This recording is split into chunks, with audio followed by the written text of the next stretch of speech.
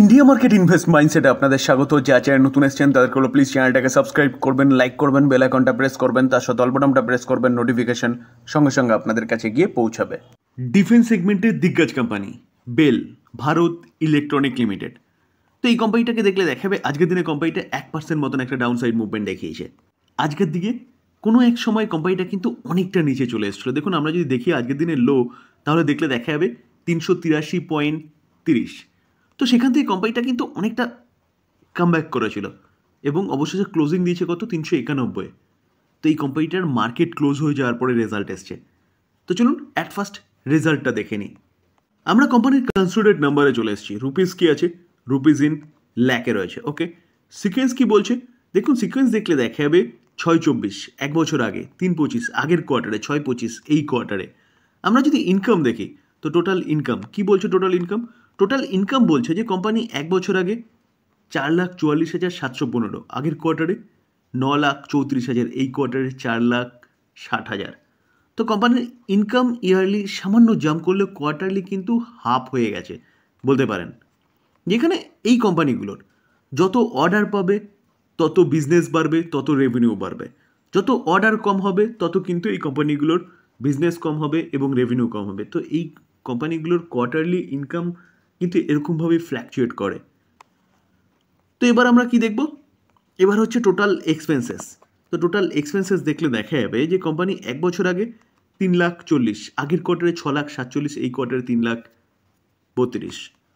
তো income minus expenses করলে পরে অপারেটিং প্রফিট পাওয়া যায়। তো অপারেটিং প্রফিট কি বলছে? অপারেটিং প্রফিট বলছে যে কোম্পানি এক বছর আগে 1,04,000, আগের কোয়ার্টারে 2,86,000, এই কোয়ার্টারে 1,27,000।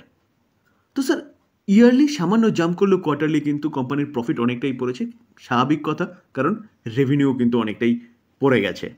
এবার ট্যাক্স ও অ্যাডজাস্টমেন্ট, তারপরে মেন প্রফিট। তো প্রফিট ফর দ্য পিরিয়ড।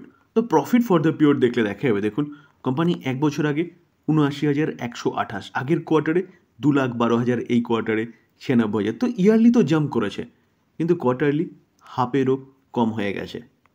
যেটা স্যার একটু আগে বললাম যে এই কোম্পানিগুলো ডিফেন্স সেগমেন্টের কোম্পানি, যতটা অর্ডার পাবে গভর্নমেন্ট থেকে বা আউটসাইড থেকে তত কিন্তু কোম্পানিগুলো ভালো পারফরমেন্স হবে। তো কোয়ার্টারলি এরকম ফ্ল্যাকচুয়েট হতেই পারে। এই জায়গায় দাঁড়িয়ে এখন দেখার বিষয় যে মার্কেট কিভাবে নেয় এই রেজাল্টটাকে। সেন্ট্রাল ডিপোজিটারি সার্ভিস কোম্পানিটাকে দেখলে দেখাবে দেখুন আজকের দিনে সিডিএসএল 5.5% মতন একটা ডাউনসাইড মুভমেন্ট দেখিয়েছে। এই কোম্পানিটার নিচে আসার পিছনে দুটো কারণ আছে। একটা কারণ কোম্পানিটার কোয়ার্টার ওয়ানের রেজাল্ট, আরেকটা কারণ এনএসডিএল এর আইপিও, যেখানে এই কোম্পানিটার সেন্টিমেন্টটাকে কিছুটা খর্ব করছে। তো মেন কারণ যদি বলেন তাহলে হচ্ছে কোয়ার্টার ওয়ানের রেজাল্ট, যেখানে কোয়ার্টার ওয়ানের রেজাল্ট কিন্তু মোটেও কোম্পানিটার ভালো হয়নি। আমরা যদি ইনকাম দেখি দেখলে দেখা যাবে এক বছর আগে জুনের কোয়ার্টারে 257, সেটা হয়েছে কত? আগের কোয়ার্টারে 224, এই কোয়ার্টারে 259। তো ইয়ারলি সামান্য জাম্প করেছে কোম্পানির ইনকাম। খরচা কত? এক বছর আগে 103, আগের কোয়ার্টারে 115, এই কোয়ার্টারে 129। তো যেভাবে কোম্পানির ইনকাম জাম্প করেছে তার থেকে কিন্তু কোম্পানির খরচা বেশি জাম্প করেছে, যার জন্য প্রফিটে এফেক্ট পড়েছে। তো এক বছর আগে জুনের কোয়ার্টারে দেখলে দেখা যাবে কোম্পানির প্রফিট 154 ছিল, সেটা আগের কোয়ার্টারে 109, এই কোয়ার্টারে 130। তো কোয়ার্টারলি জাম্প করলো, ইয়ারলি কিন্তু অপারেটিং প্রফিট অনেকটাই নিচে এসছে। আর ট্যাক্স ও অ্যাডজাস্টমেন্টের পরে কোম্পানির যদি প্রফিট দেখি তাহলে এক বছর আগে কত ছিল? 134, আগের কোয়ার্টারে 100, এই কোয়ার্টারে 102। তো এখানেও কিন্তু ইয়ারলি অনেকটাই ডাউনফল হয়েছে কোম্পানির প্রফিট। তো এই কারণে কিন্তু কোম্পানিটা আজকের দিনে 5.5%-এর ওপরে একটা ডাউনসাইড মুভমেন্ট দেখিয়েছে। তার পাশাপাশি এনএসডিএল এর আইপিও, যেটা 30 তারিখ থেকে ওপেন হতে চলেছে। তো মার্কেটের কাছে আরেকটা অপরচুনিটি আসছে যে ডিপোজিটারি আগে একটা ছিল, এখন দুটো ডিপোজিটারি হতে চলেছে, যার ফলে কিছুটা সেন্টিমেন্ট খারাপ করেছে এবং এটাও কারণ কোম্পানিটা নিচে আসার পিছনে। রেলটেল এই কোম্পানিটা কমিউনিকেশন ব্যবস্থা দেখে কিসের? অবভিয়াসলি রেলের, এবং তার সাথে কোম্পানিটা কিন্তু বাইরেও এখন যথেষ্ট পরিমাণে কাজ করছে। কোম্পানিটাকে দেখলে দেখাবে আজকের দিনে 3.5%-এর ওপর একটা ডাউনসাইড মুভমেন্ট দেখিয়েছে, বা বলতে পারেন 4.5% মতন একটা ডাউনসাইড মুভমেন্ট দেখিয়েছে, যেখানে এই কোম্পানিটার মেন এক্সপোজার কিন্তু রেলেই রয়েছে। রেলের সিগন্যালিং ব্যবস্থা, কমিউনিকেশন ব্যবস্থা টোটালটা কি দেখাশোনা করে। তো এই কোম্পানিটার আজকের দিনে রেজাল্ট ডিক্লেয়ার করেছে।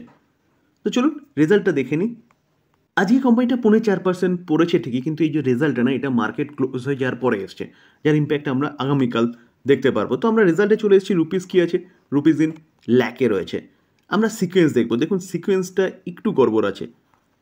এখানে সবসময় কি থাকে 1 বছর আগে, কিন্তু এটা হচ্ছে আগের কোয়ার্টার, অর্থাৎ 3/25, এটা 6/24, মানে 1 বছর আগের কোয়ার্টার, যেটা সবসময় এই জায়গাটায় থাকে হলো। আর এটা হচ্ছে এই কোয়ার্টার। আমরা টোটাল ইনকাম দেখে নেব। তো টোটাল ইনকাম কি বলছে, যে কোম্পানি 1 বছর আগে 57,756 ইনকাম করেছিল, আগের কোয়ার্টারে 1,32,000, এই কোয়ার্টারে 75,000। তো ইয়ারলি যে ইনকাম সেটা কিন্তু জাম্প করেছে, 57 থেকে 75 হয়েছে, কিন্তু কোয়ার্টারলি 1,32,000টা 75 হয়েছে। তো দেখলে দেখাবে ইয়ারলি ভালো পারফরমেন্স করলো, কোয়ার্টারলি কিন্তু কোম্পানির মধ্যে অনেকটাই, রেভিনিউর মধ্যে অনেকটাই গিরাভাট দেখা গেছে। তো এবার আমরা কি দেখব, এবার হচ্ছে টোটাল এক্সপেন্সেস। তবে একটা জিনিস বলে রাখি স্যার, এই কোম্পানির ক্ষেত্রেও একই কথা বলবো, কারণ গভর্নমেন্ট থেকে বা অর্ডার যত বেশি পাবে তত কিন্তু এই কোম্পানিটার রেভিনিউ বাড়বে। তো অর্ডার যত কমে যাবে কোম্পানির রেভিনিউ কিন্তু কম হবে। তো টোটাল এক্সপেন্সেস কি বলছে, টোটাল এক্সপেন্সেস 1 বছর আগে 49,326, আগের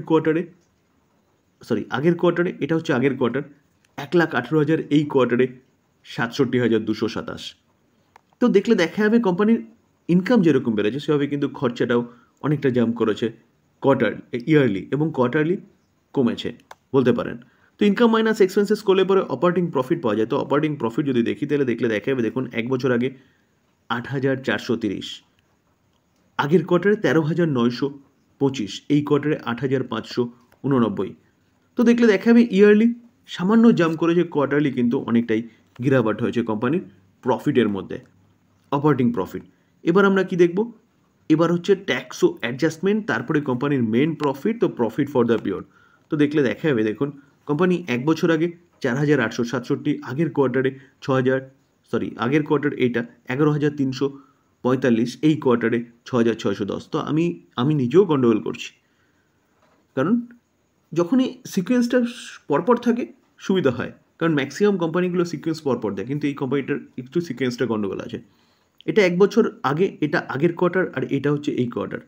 তো দেখলে দেখা যাবে কোম্পানির প্রফিট ইয়ারলি যথেষ্ট ভালো জাম্প করেছে, কিন্তু কোয়ার্টারলি হাফ হয়ে গেছে। তো ইয়ারলি ভালো পারফরমেন্স দেখালেও কোয়ার্টারলি কিন্তু কোম্পানির প্রফিটের মধ্যে অনেকটা গিরাবাট দেখা গেছে। তো মার্কেট ক্লোজ হয়ে যাওয়ার পরে এসছে, মানে এর ইম্প্যাক্ট কিন্তু আমরা মন্ডেতে আগামীকাল দেখতে পারবো যে মার্কেট এই রেজাল্টটাকে কীভাবে নেয়। ডিসক্লেমার দিয়ে রাখি স্যার, এই ভিডিওতে যেসব কোম্পানিগুলো নিয়ে আলোচনা করলাম সেসব কোম্পানিগুলো সম্বন্ধে নিউজ পাওয়া যাচ্ছে, সেটাই আপনাদের সামনে তুলে ধরার চেষ্টা করলাম মাত্র। তো প্লিজ এটাকে কেউ বাই রেকমেন্ডেশন হিসেবে নেবেন না। বাই করার আগে নিজে ভালো মতন অ্যানালাইসিস করবেন, তারপরে বাই করবেন, বা আপনি আপনার ফাইন্যান্সিয়াল অ্যাডভাইজারের সাথে কথা বলে নিয়ে তারপর বাই করবেন। থ্যাংক ইউ, ভালো থাকবেন।